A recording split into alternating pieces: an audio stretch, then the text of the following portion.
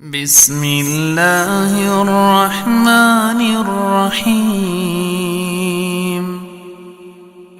لم يكن الذين كفروا من أهل الكتاب والمشركين منفكين حتى تأتيهم البينة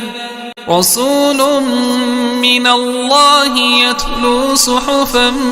مطهرة فيها كتب قيمة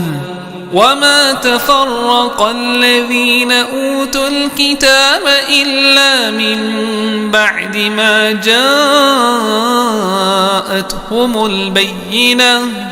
وما أمروا إلا ليعبدوا الله مخلصين له الدين حنفاء ويقيموا الصلاة ويؤتوا الزكاة وذلك دين القيمة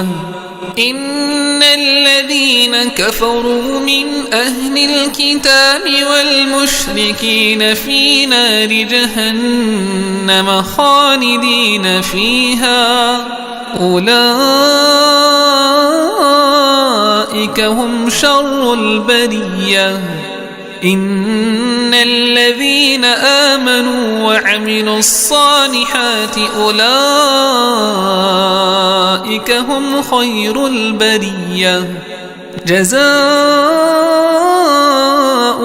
عند ربهم جنات عدن تجري من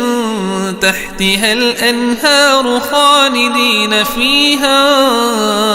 أبدا رضي الله عنهم ورضوا عنه ذلك لمن خشي ربه